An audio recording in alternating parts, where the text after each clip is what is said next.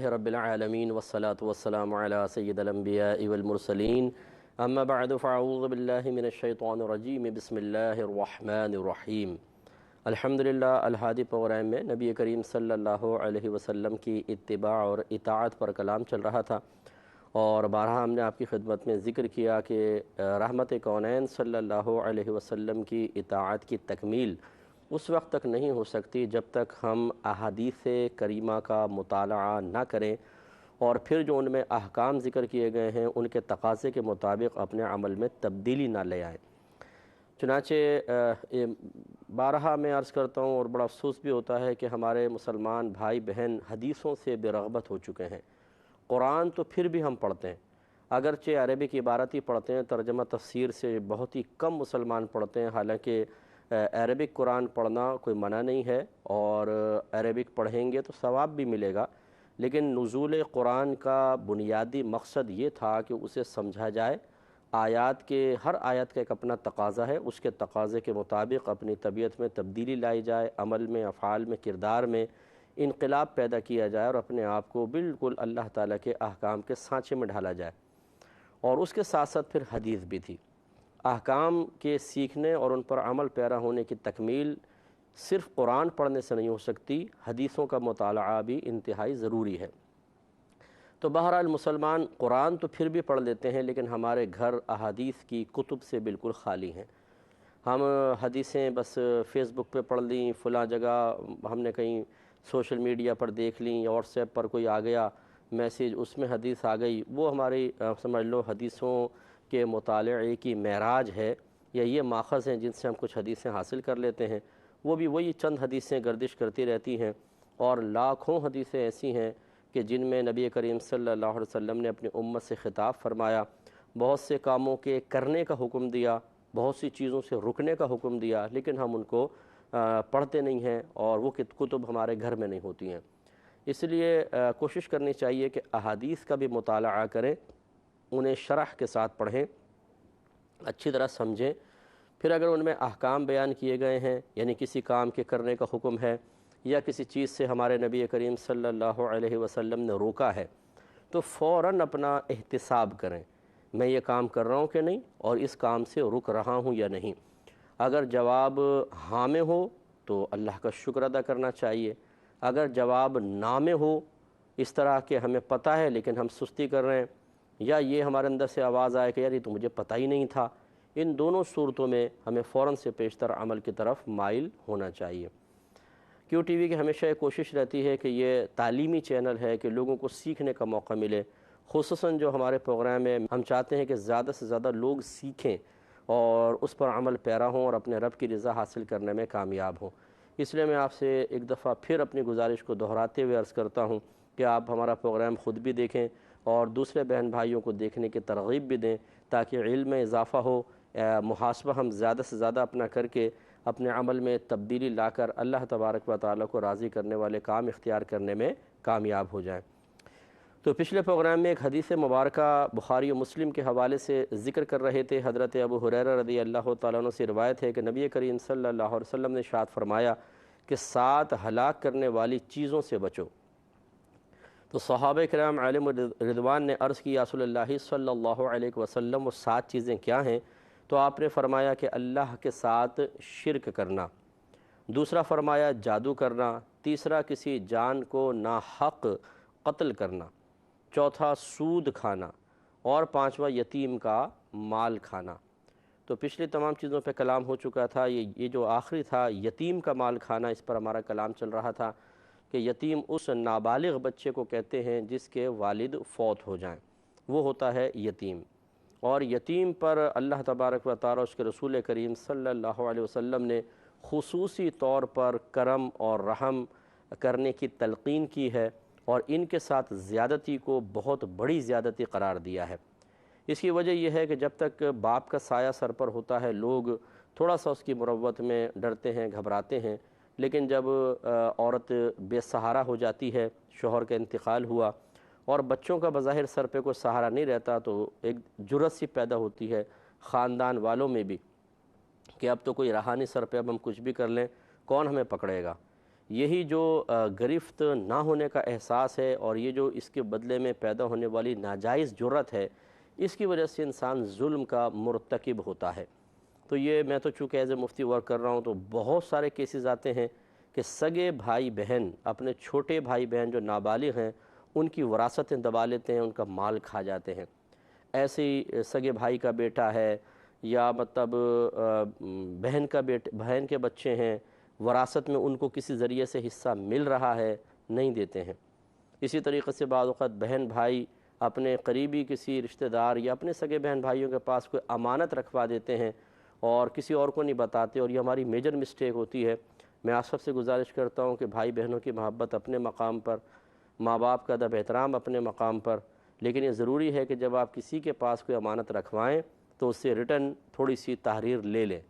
ہم مروت میں مارے جاتے ہیں کہ نہیں یار چھوڑو، اب تو یہ بیچارہ تو ہماری امانت رکھ رہا ہے، اس پہ ہم یہ بھی کہیں کہ تحریر دے دو۔ اچھا، ہمارے اندر بھی جھجک ہوتی ہے اور پھر سامنے والا بھی ماشاءاللہ افلاطون ہوتا ہے کہ اگر کوئی کہہ دے کہ جی اس کی تھوڑی سی تحریر دے دیں تو ایک دم وہ سیخ پا ہو جائے گا، مجھ سے تحریر لے رہے ہیں، ارے ہم کوئی آپ کا مال کھا رہے ہیں، لے جاؤ اپنا اٹھا کے مال۔ حالانکہ ہمارا مذہب اس بات کی تعلیم دیتا ہے کہ جب بھی کوئی مالی معاملہ ہو اس کو لکھ لیا جائے، یہ کوئی بری چیز نہیں ہے، امر مستحب ہے۔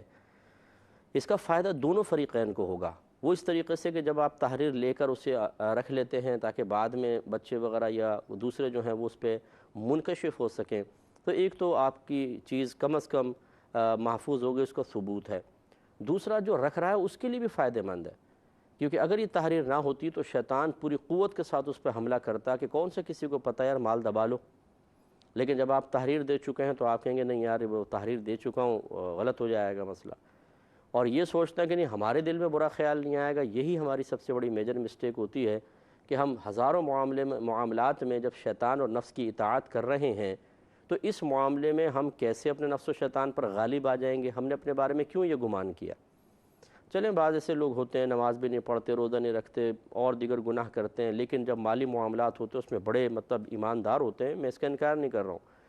لیکن ہمیں من جانب شرع اس بات کا حکم دیا ہے کہ اپنے آپ سے ہمیشہ بدگمان رہیں، دوسرے سے حسن ظن قائم رکھیں۔ ہم الٹا ہی کرتے ہیں، دوسرے سے ہمیشہ بدگمانی کرتے ہیں اور اپنے بارے میں ہمیشہ حسن ظن قائم کر کے رکھتے ہیں اور عجیب عجب و خود پسندی کا شکار ہوتے ہیں، میں ایسا کہاں کر سکتا ہوں؟ لیکن جیسے کہ میں نے آپ کو بتایا، ایک دو نہیں سینکڑوں ایسے کیسز میرے پاس آئے ہیں، سگی بہنوں نے مال دبا لیا ہے، ماں باپ نے مال دبا لیا اپنے سگے بچوں کا، دوسرے اپنے بچوں کو دے دیا ہے، وہ اپنے پوتا پوتی نواسہ نواسیوں کو نہیں دے رہے ہیں۔ یہ جو مصیبت پیدا ہوتی ہے یہ اسی لیے کہ پہلے کوئی تحریر وغیرہ نہیں لی جاتی۔ تو بہرحال ہمارا مشورہ یہ ہوگا کہ آپ امانت رکھوائیں تو ضرور کوئی تحریر لیں اور اسے ایسی جگہ رکھیں کہ بعد میں بچے آپ کے اس پر مطلع ہوں، ورنہ پھر آپ کا مال جائے گا، کوئی دینے لینے والا نہیں ہوتا۔ سونے کے سیٹ کئی تولہ کے دبا کر بیٹھے ہوئے ہیں لوگ، زمینیں دبا لی ہیں، پراپرٹی دبا لی ہیں، فلیٹس پر، بنگلوں پر، مکانوں پر قبضے کر کے بیٹھ گئے ہیں، دکانیں شاپس پہ قبضہ کر لیا ہے، ان بچوں کو کچھ نہیں ملتا اور خود اپنے بچوں کھاتے ہیں، کماتے ہیں اور اپنے بچوں کو بھرتے ہیں، اپنے بچے اچھے اسکولوں میں بھی پڑھ رہے ہیں، باہر بھیج رہے ہیں اسٹڈی کے لیے جی اپنے بچوں کو، کس کے پیسے سے؟ ان یتیموں کے پیسے سے۔ یعنی شرم نہیں آتی، حیا نہیں آتی کہ آپ کسی کے مال کو اس طرح بے دردی سے اپنے اوپر خرچ کر رہے ہیں، اور جو حقدار ہے بیچارہ وہ اس گورنمنٹ اسکولوں میں پڑھ رہا ہے، ان کے پاس بنیادی ضرورتوں کے سامان نہیں ہے، وہ لقمے کھاتے ہوئے انسان کو یہ احساس نہیں ہوتا کہ ہم جہنم کی آگ اپنے پیٹ میں اتار رہے ہیں، کیونکہ قرآن کا فیصلہ جو یتیم کا مال کھائے گا وہ گویا کہ اپنے پیٹ میں جہنم کے انگارے اتار رہے ہیں۔ تو جتنے ایسے بھائی بہن ہمیں سن رہے ہیں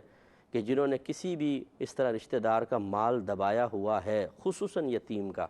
خدا را کچھ ہوش کے ناخن لیں، کب تک کھا لیں گے یہ مال؟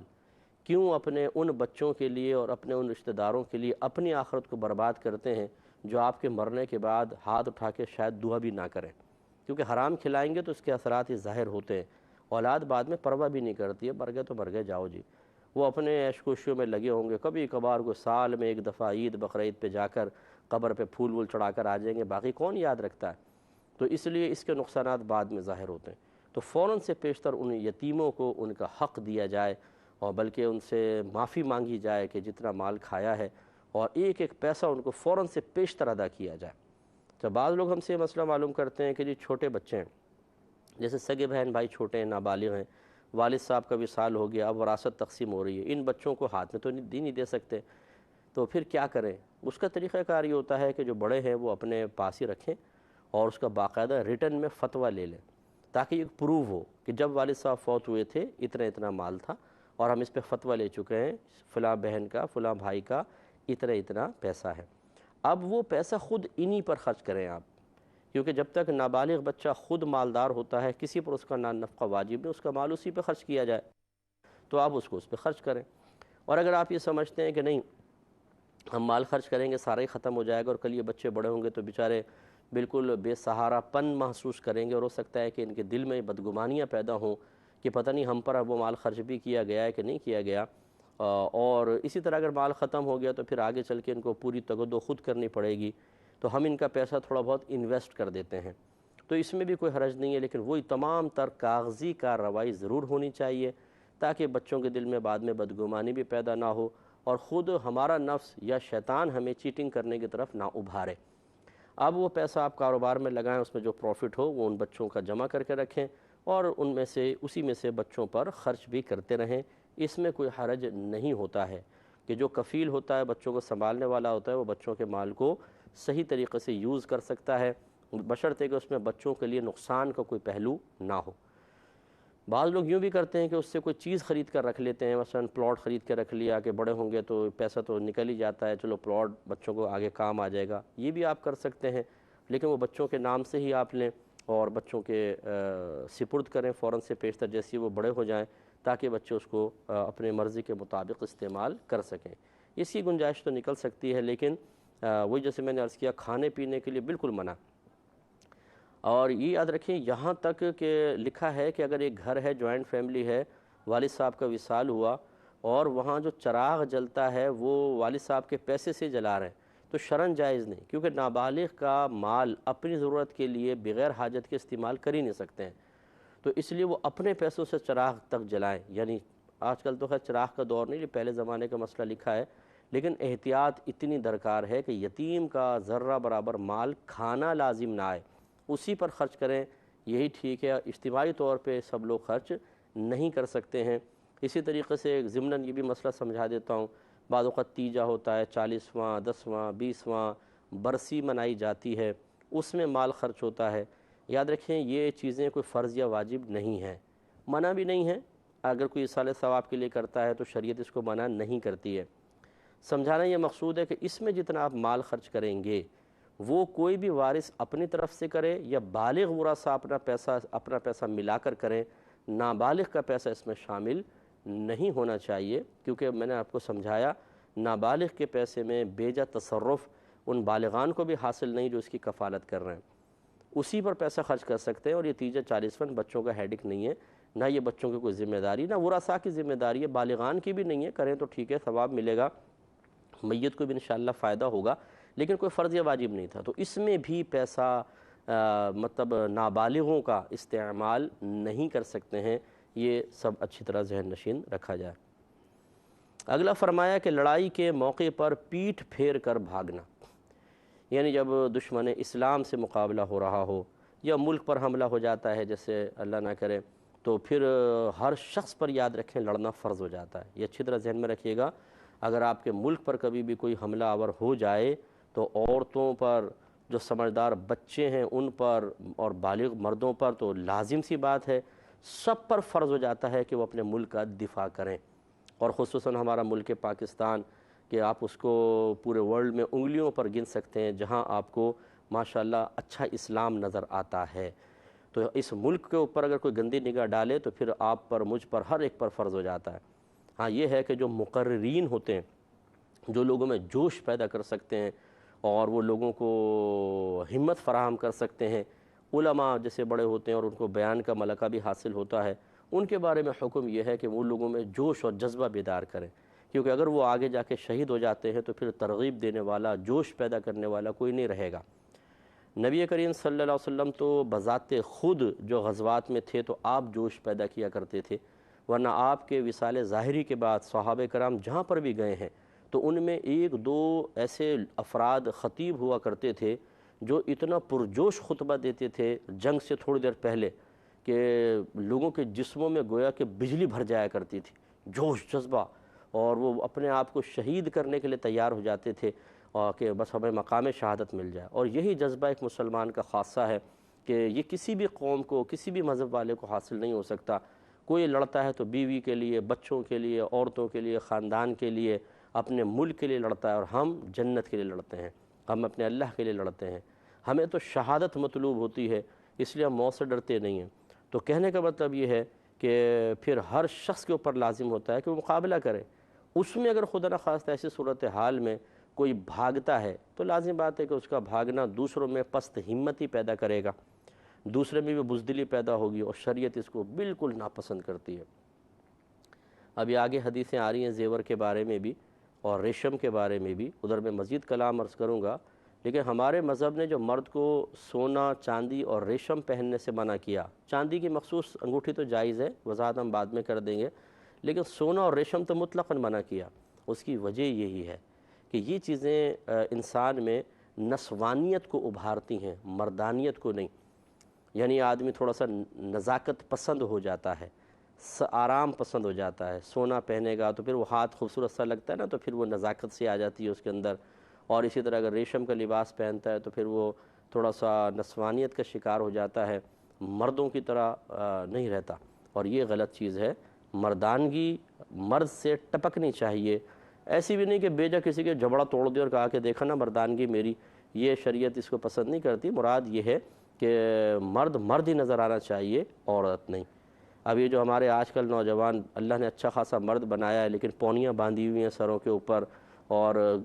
مطلب وہ ٹاپس پہن لی ہیں اپنے کانوں کے اندر، اور عجیب و غریب صورتحال، دور سے دیکھو تو لگتا ہے کہ کوئی عورت کھڑی ہوئی ہے۔ انہیں تھوڑا سا مزید خیال کرنا چاہیے۔ اس پہ اور کلام کریں گے نیکسٹ پروگرام میں۔ وآخر دعوانا ان الحمد للہ رب العالمین۔